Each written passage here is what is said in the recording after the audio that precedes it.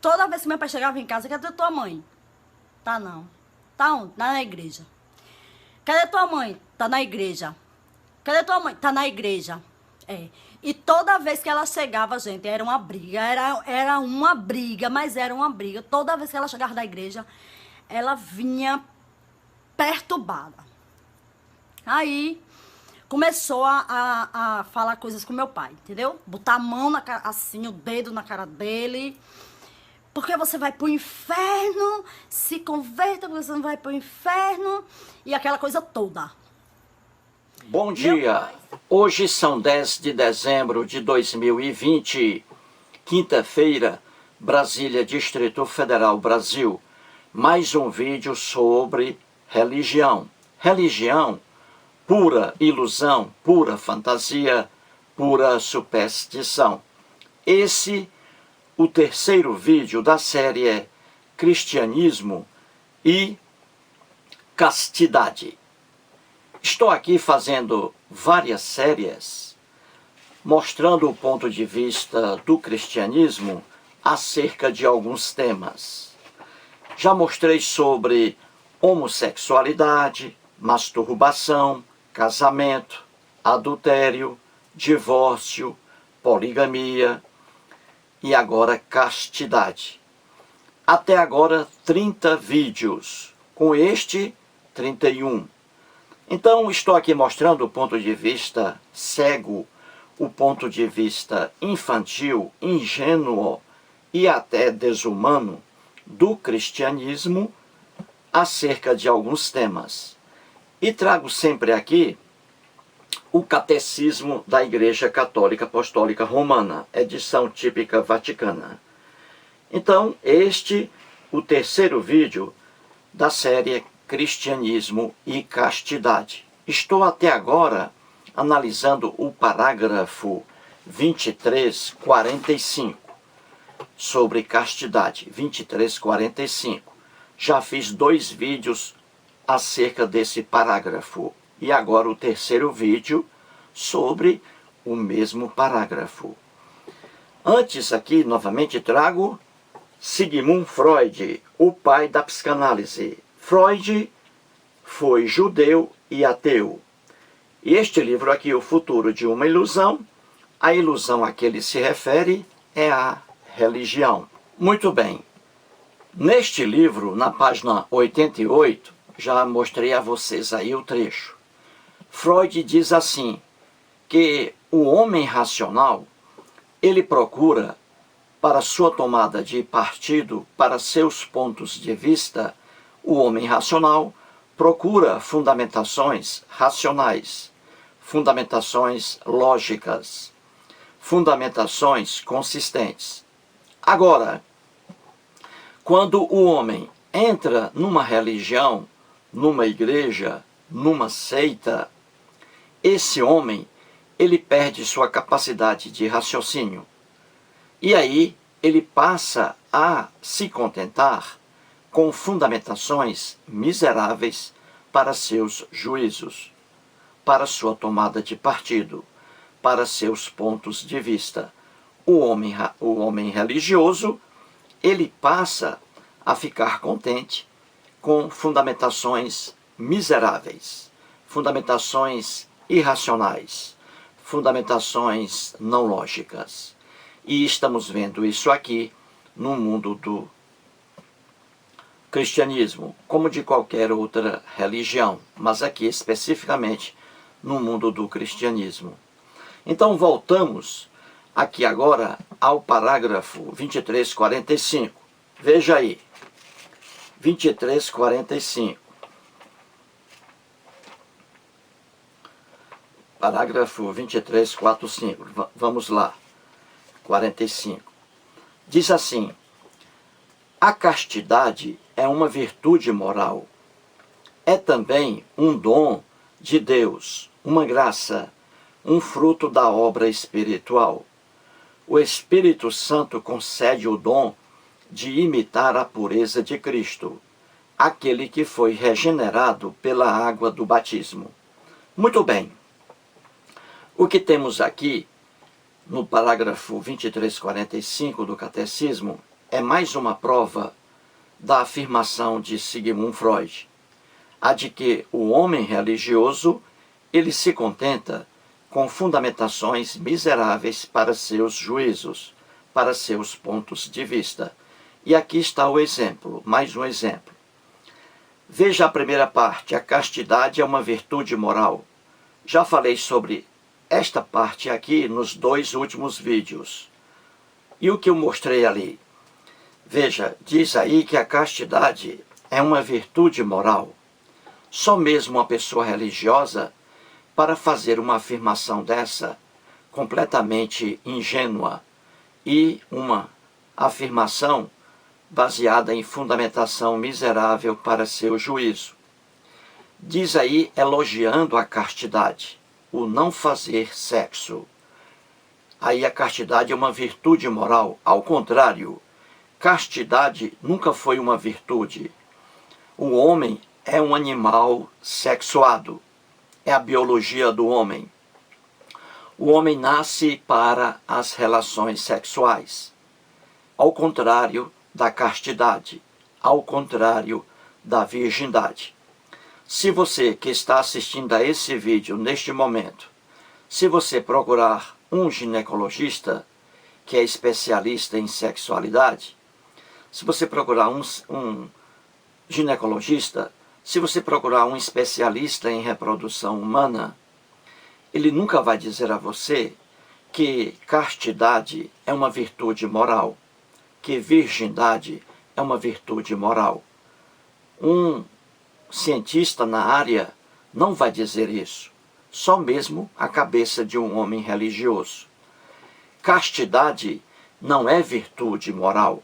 Castidade, virgindade, na verdade, são agressões à natureza humana, porque o homem é um animal sexuado, nasceu para fazer sexo. Quando um homem, e aí macho e fêmea, quando um homem faz sexo, ele está realizando um desejo natural que é muito bom para a saúde, conforme dizem os especialistas.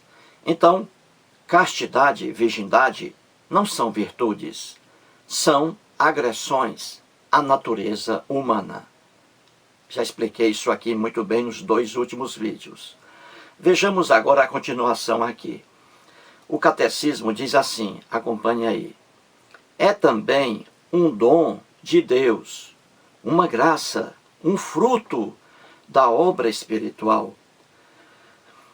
O Espírito Santo concede o dom de imitar a pureza de Cristo. O catecismo está dizendo aí que a castidade é um dom, é um presente de Deus, é uma graça, é um fruto da obra espiritual, diz aí o catecismo.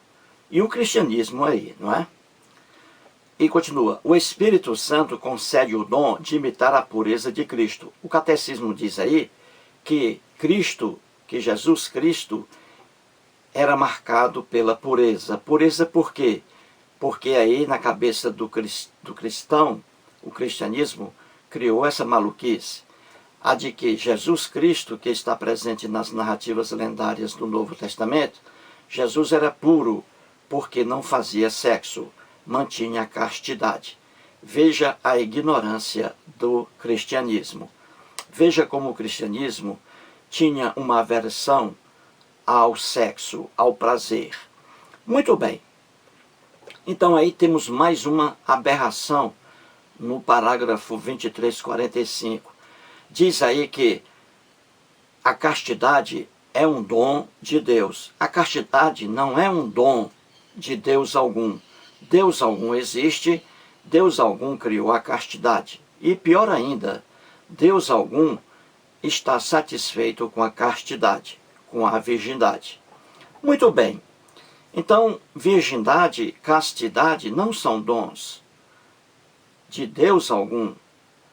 O que é um dom, um presente da natureza, é a sexualidade.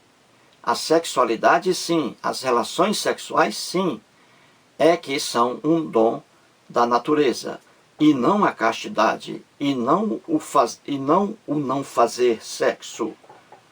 o manter-se casto, manter-se virgem, isso aí é que é uma ofensa, não é um dom. Castidade não é dom, virgindade não é dom. O dom, o presente da natureza, é a sexualidade, é a prática sexual, porque o homem é um animal sexuado. Então, o dom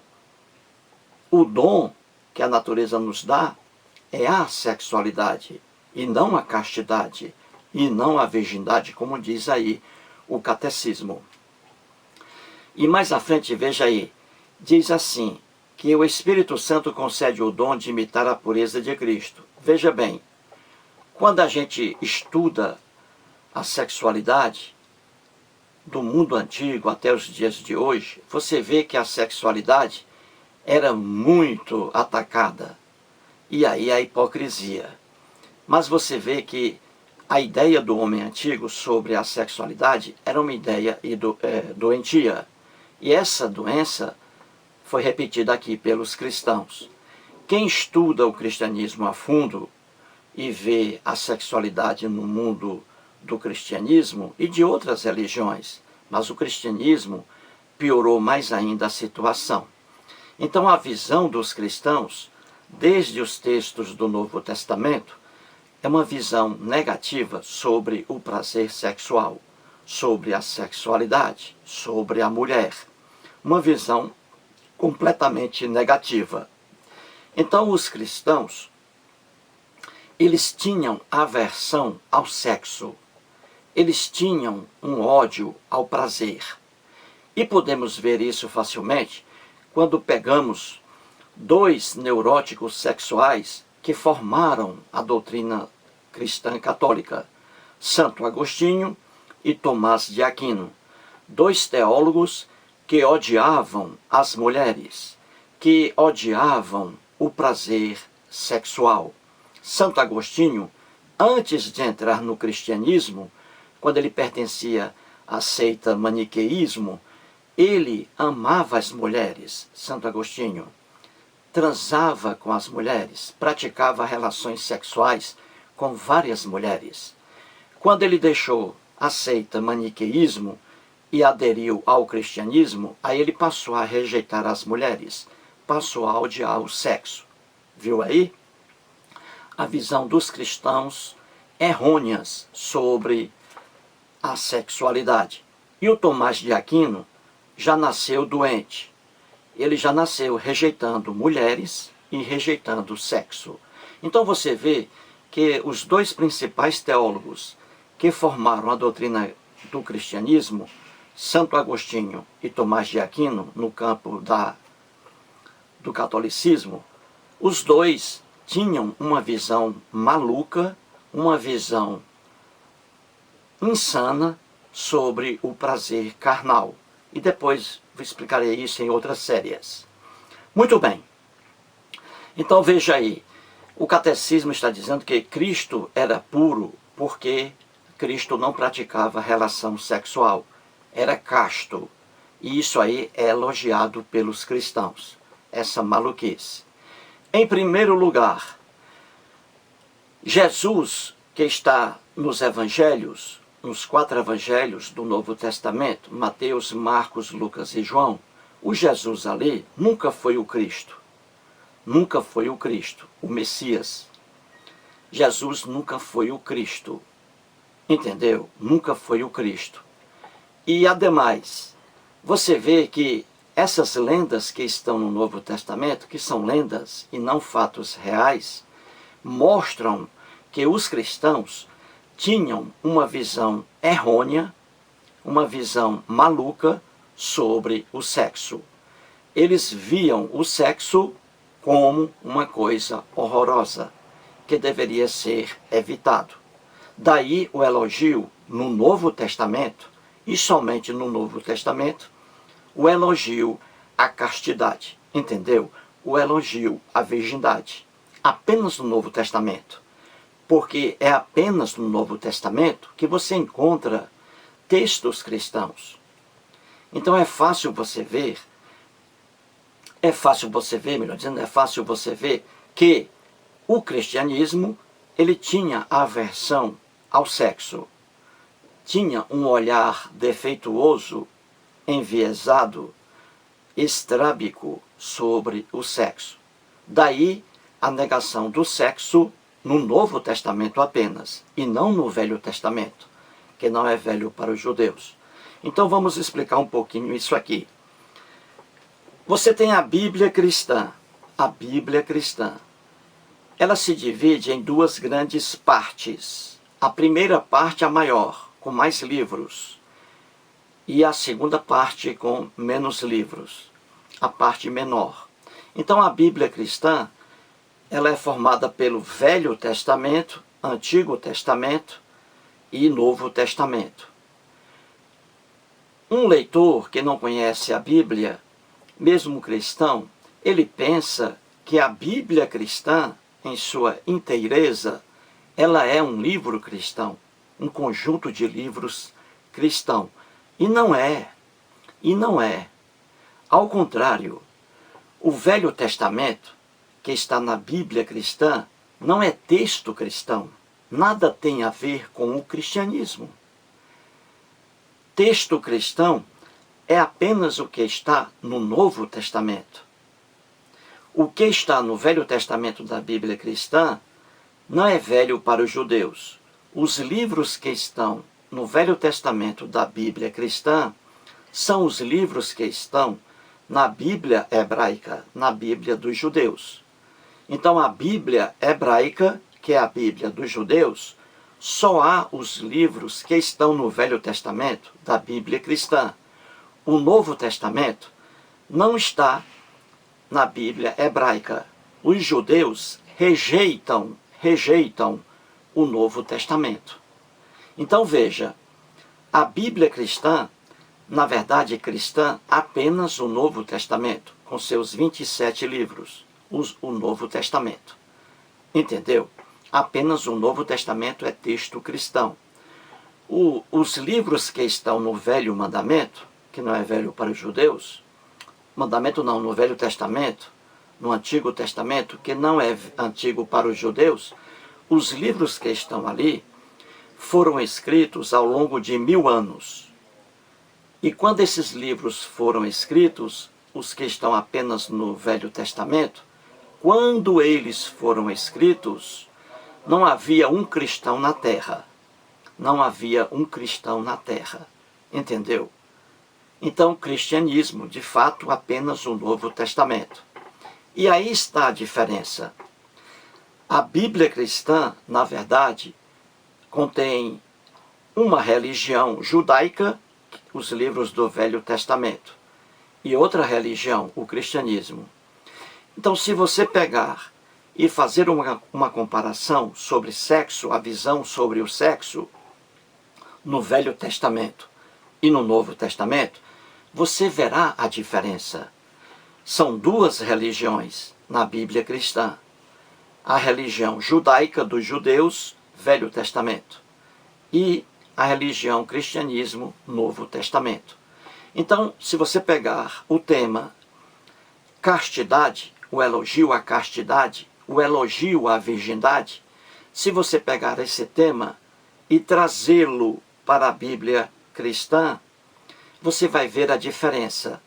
A visão sobre castidade e virgindade no Velho Testamento é totalmente diferente da visão sobre castidade e virgindade do Novo Testamento. Por quê?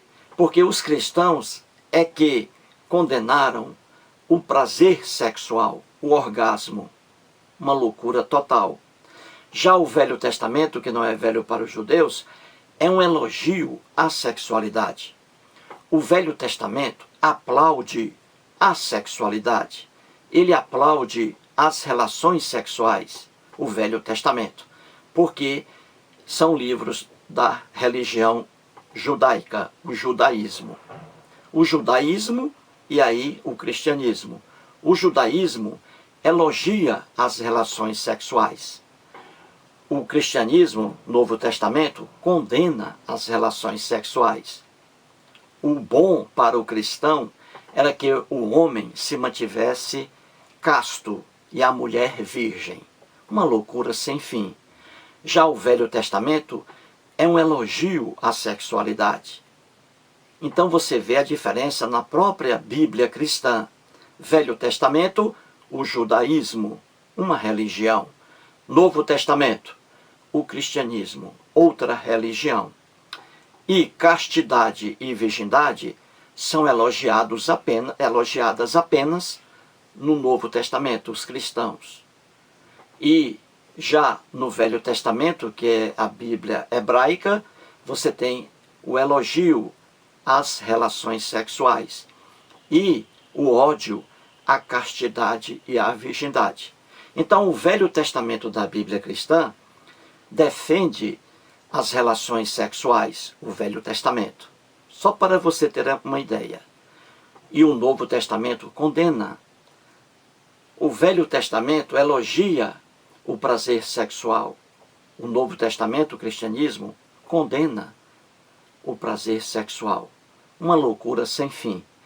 Sobre sexualidade e cristianismo, ainda farei uma série aqui com bastantes vídeos. Então vamos aqui mostrar, eu fiz um quadro para mostrar a vocês aí uma pequena diferença. O judaísmo, que está no Velho Testamento da Bíblia cristã, e o cristianismo, o Novo Testamento. E fiz aqui um quadro para mostrar a você a diferença que os judeus, no mundo do judaísmo, que é outra religião, e que está na própria Bíblia cristã, há o elogio ali acerca das relações sexuais. E a condenação deles, o povo judeu, condenava uma mulher casta, um homem casto. Condenava um homem casto que ficava livre, que se afastava do sexo. Era condenado isso no mundo do judaísmo. E uma mulher virgem também era condenada. A sociedade condenava, trazia uma condenação moral sobre uma mulher que permanecia virgem. Os judeus queriam que homens e mulheres fizessem sexo, e aí até mesmo para a reprodução. Então, no mundo do Velho Testamento, que é religião judaica, você vê o elogio ao sexo. Já o Novo Testamento, que é texto cristão, você vê a aversão ao sexo. É por isso que o catecismo aqui aplaude a castidade, dizendo que a castidade é uma virtude moral, que a virgindade é uma virtude moral, quando na verdade é o contrário. Castidade e virgindade são agressões à natureza humana. Então veja o quadro aí que eu fiz, comparando aqui em poucas passagens bíblicas, só para você ter uma ideia, comparando a visão positiva do sexo dos judeus e a visão negativa sobre o sexo dos cristãos. Veja aí a Bíblia cristã. Vejamos aí a diferença do Velho Testamento para o Novo Testamento. No Velho Testamento, um elogio às relações sexuais, um incentivo às relações sexuais. No Novo Testamento, uma aversão ao sexo, uma visão negativa sobre o prazer sexual. Então vejamos aí, no Velho Testamento, e vamos comparar. Em Gênesis temos assim, Gênesis capítulo 1, versículo 28. E Deus os abençoou e lhes disse, sede fecundos, multiplicai-vos, enchei a terra. Muito bem, aqui temos o primeiro relato lendário sobre a criação. O primeiro, porque existe o segundo. Aqui o primeiro. Nesse primeiro relato, quem escreveu o que está aqui, que não foi um homem chamado Moisés, o que é que ele fez aqui? Ele via, e isso não precisa ter conhecimento algum, ele via que uma criança, para surgir uma criança, havia necessidade de sexo. Os pais dessa criança. Então ele via isso aqui, aí escreveu, colocou isso aí no enunciado, que o homem e mulher, os dois aí fazendo sexo, homem e mulher, haveria a geração de um novo ser. É por isso que o escritor aqui hebreu colocou assim, em relação ao homem e à mulher. Ele colocou, sede fecundos, multiplicai-vos, enchei a terra. Ou seja, aqui você já vê um incentivo à prática sexual. É o sexo aqui sendo incentivado, que homem e mulher devem fazer sexo para que a terra aí seja preenchida com seres humanos. Então você vê que a visão do homem antigo aqui, mesmo uma visão simples, mas ele já via que para que haja um novo ser humano é preciso sexo. Naquele tempo, o único meio de surgir um novo ser humano era por meio de sexo. Hoje não. Hoje nós temos aí, por exemplo, inseminação artificial. Não há sexo aí, mas vai aí surgir um novo ser humano. Então, naquele tempo, apenas por meio de sexo. Então, você vê aqui que o que está em Gênesis capítulo 1, versículo 28, é um incentivo à prática sexual. Quando, na lenda, o Deus hebreu dá o comando ao Adão e à Eva, dois personagens também lendários. Então veja, sede fecundos, ou seja, multiplicai-vos, enchei a terra. Viu aí? O comando era para que Adão e Eva praticassem sexo, a fim de surgirem novos seres humanos.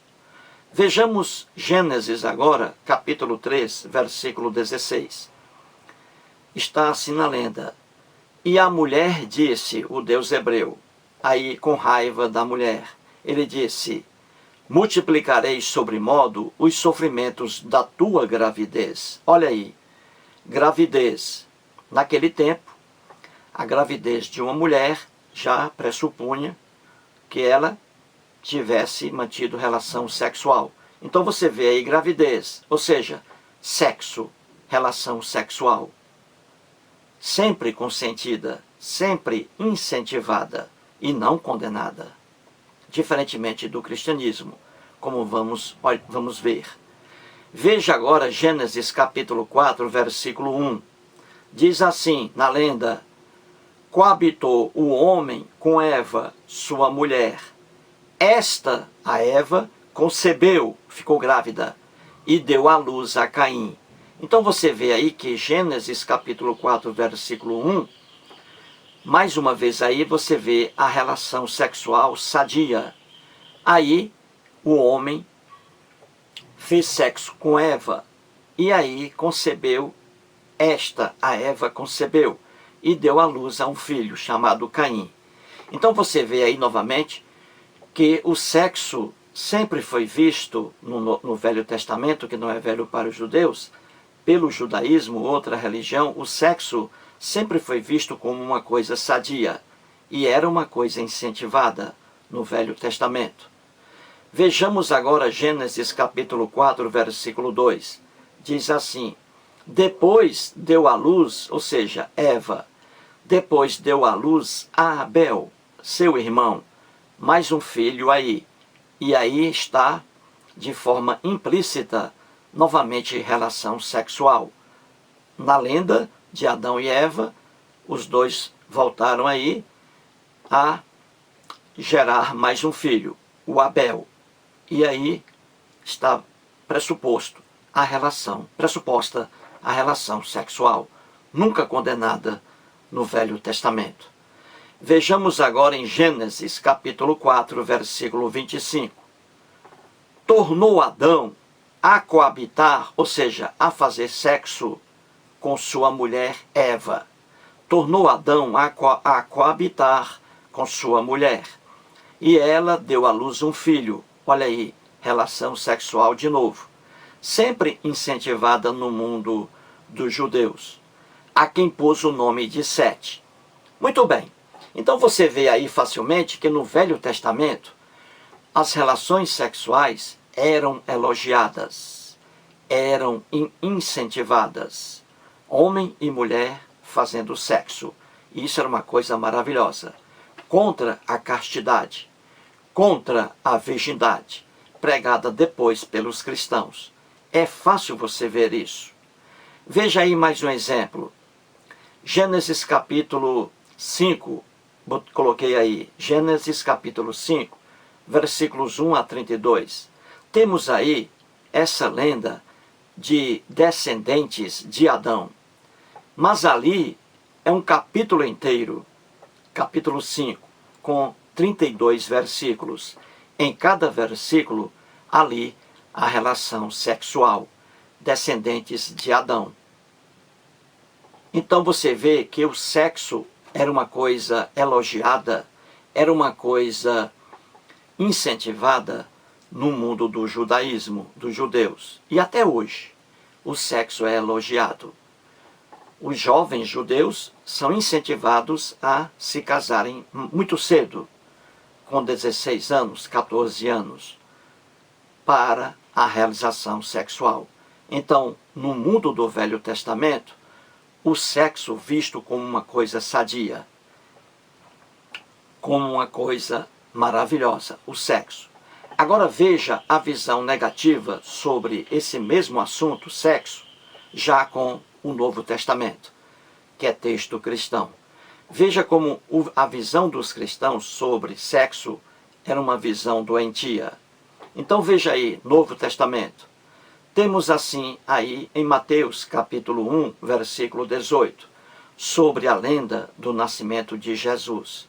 Diz assim: ora, o nascimento de Jesus Cristo foi assim, estando Maria, sua mãe, desposada com José, sem que tivessem antes coabitado, veja aí, achou-se grávida pelo Espírito Santo. Veja já a visão negativa do cristianismo sobre o sexo. No Velho Testamento, relação sexual era feita apenas homem e mulher. Já aqui, veja aí, Maria, na lenda do nascimento de Jesus, ela ficou grávida, veja aí, achou-se grávida por um homem? Não, pelo Espírito Santo, olha aqui. Então os cristãos inventaram essa lenda sobre a virgindade de Maria, que é uma lenda.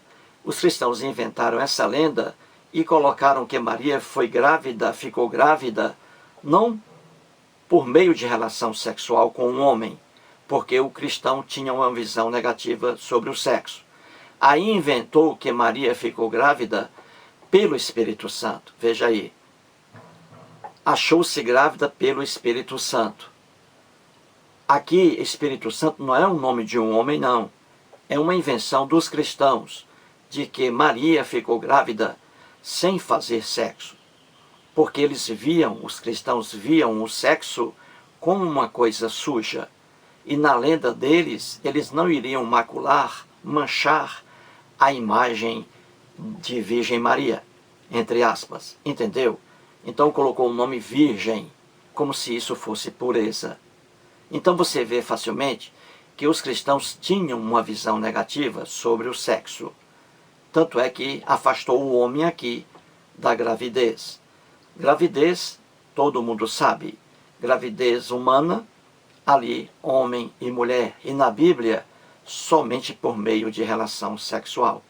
Então você vê aqui que logo no primeiro livro do Novo Testamento, Mateus, o homem na lenda sobre a virgindade de Maria, ele já coloca aqui Maria grávida, não por um homem, mas pelo Espírito Santo, para afastar aí a imagem negativa do sexo da Maria.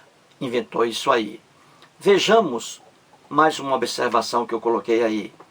Nos 4 evangelhos, Mateus, Marcos, Lucas e João, é pregada a castidade de Jesus. Viu aí?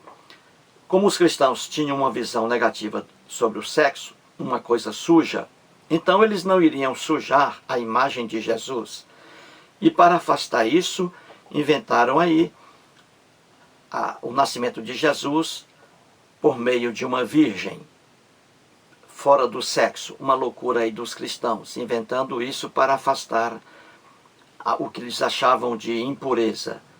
Já que o sexo era uma coisa suja, então eles iriam inventar que Jesus nasceu não de sexo, mas de uma virgem.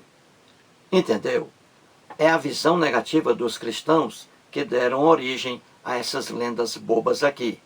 Então, nos 4 evangelhos, você vê que a castidade de Jesus era pregada. A castidade, o não fazer sexo.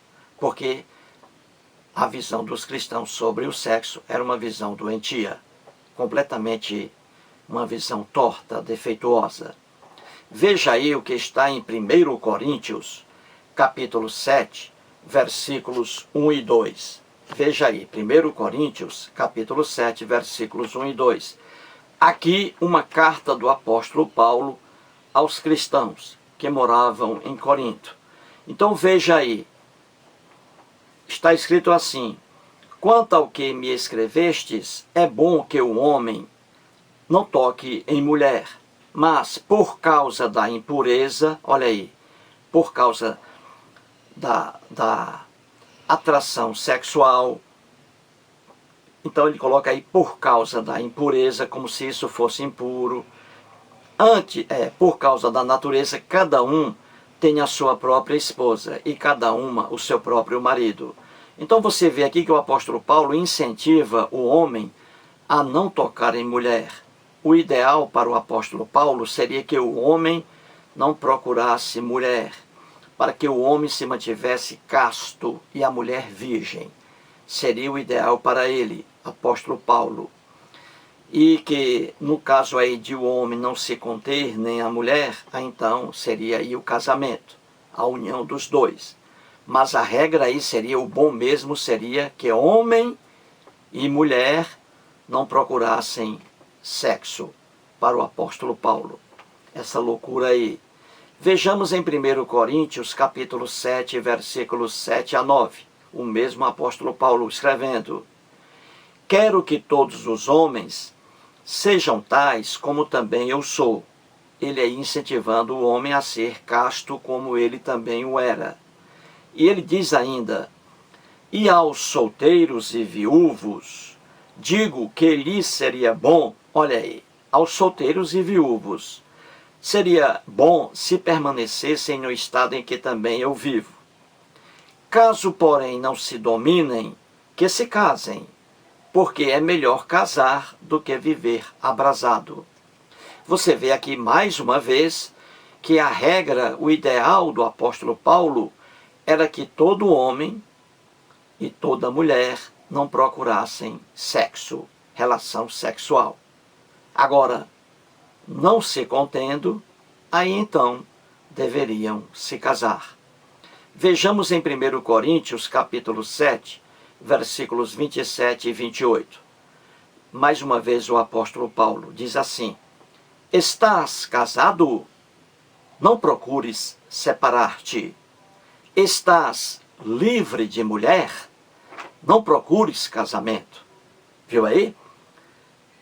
Estás livre de mulher? Não procures casamento. Mantenha-se solteiro. Mantenha-se casto. Não procure casamento. Veja aí, mais uma vez, para o cristianismo, a castidade é levada a uma virtude, uma loucura. A virgindade é levada a uma virtude, uma loucura.